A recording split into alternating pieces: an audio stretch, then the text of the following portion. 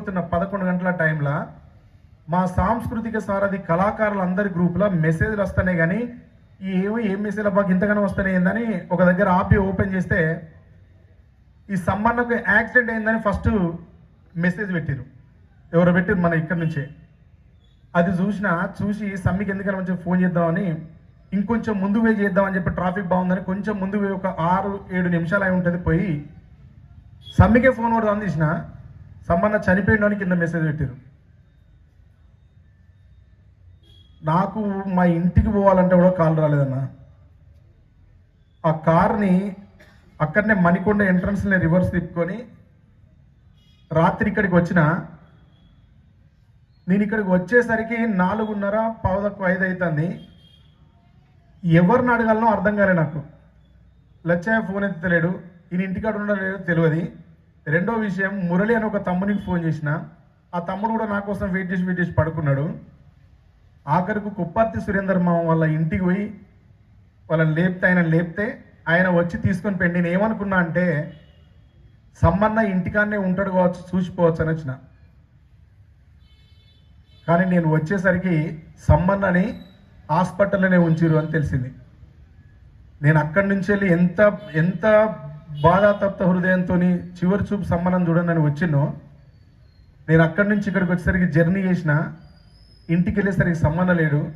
వాళ్ళ తమ్ముడు కూర్చొని ఉన్నాడు గద్దె మీద. వాళ్ళ తమ్ముడు కనబడితే నేను సమ్మె బతికే ఉన్నాడు కదా అనిపించింది. ఒక్క నిమిషం నా స్పృహ కోల్పోయినా నేను. సమ్మన్న చచ్చిపోయిన కూడా దగ్గర పోయేసరికి వాళ్ళ తమ్ముడు. అక్కడి నుంచి రిటర్న్ అయిపోయినాం అంటే కారు ఒక దగ్గర పెట్టుకొని నిద్రపోయినా. అట్లనే నిద్రపోయినా. ఆ నిద్ర ఎక్కడ నిద్రపోయినా అంటే గోదావరి అవతల నిద్రపోయినా. నేను నిద్రలేసరికి సమ్మన్న ఆల్రెడీ తీసుకుపోయి చివరి అంతిమ సంస్కారం కూడా చేశారు. అట్లా సమ్మన్న చివరి చూపు కూడా నేను నోచుకోలేదు, కోల్పోయినా. అంత మంచి మిత్రుడు. ఇక్కడ చాలామంది మిత్రులు ఉంటారు, కానీ కొందరికి కొన్ని ప్రత్యేకతలు ఉంటాయి. నేను సాయి చందు గురించి చాలా బాధపడి పాట రాసినప్పుడు సమ్మె నాకు ఫోన్ చేసి నువ్వు గద్దరన్న గురించి ఎందుకు రాయలేదని గొడవ పెట్టుకున్నాడు. ఈ మాట అడిగిన వాళ్ళు ఇద్దరు. ఒక ఆయన పెద్దపల్లిలో అశోక్ అని జర్నలిస్ట్ ఉంటాడు, ఆయన అడిగిండు. ఆయన కంటే ముందు సమ్మన్న ఫోన్ చేసి అడిగిండు.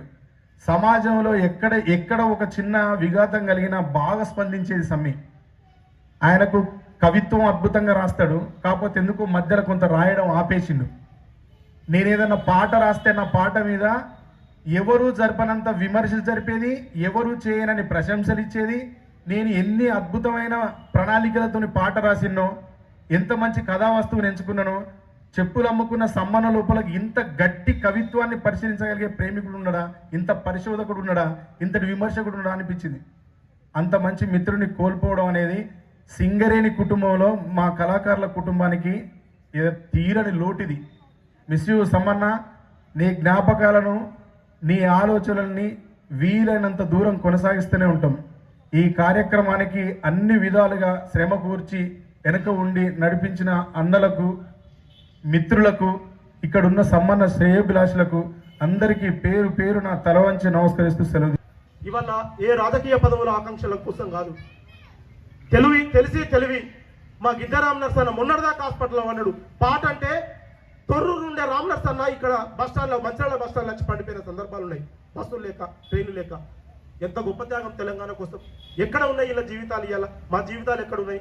సరే నేనంటే ఆ ఉద్యోగం చేయట్లే, చాలా బాధాకరం. దయచేసి ఇప్పటికైనా ఏ ప్రభుత్వమైనా, ఈ ప్రభుత్వమైనా ఈ కళాకారులకు ఏ స్థానం కల్పించాలో ఆ స్థానం కల్పిస్తేనే మనం తెచ్చుకున్న తెలంగాణకు అర్థం ఉంటుందని చెప్పి ఈ సందర్భంగా తెలియజేస్తున్నా. ఇక మేమందరం కలిసి మనిషికి 1000-2000 ఇట్లా తల ఇంత జమేసుకొని మా శాంకరక్క కానీ, మా ఎంఆర్ఓ విద్యాలకిషన్ గారు, పురాణం సతీష్ అన్న, రేణుకుంట ప్రవీణ్ అన్న, మేమందరం కలిసి ఒక ₹1,00,000 చిన్నగా తయారు చేసాం. ఆ ₹1,00,000 కూడా వాళ్ళ కాసిం సార్ చేతుల మీదుగా వాళ్ళ కుటుంబానికి ఇవ్వాలని అనుకుంటున్నాం. దయచేసి ఈ చెక్కును వాళ్ళకు అందిస్తూ కాసిం సార్ ను మాట్లాడవలసిందిగా మీ అందరి తరఫున నేను వేడుకుంటున్నా. మరిన్ని వీడియోస్ కోసం ఛానల్ ని సబ్స్క్రైబ్ చేయండి. లేటెస్ట్ అప్డేట్స్ కోసం వాట్సాప్ ఛానల్ ని ఫాలో చేయండి. అండ్ లింక్ డిస్క్రిప్షన్ లో ఉంది.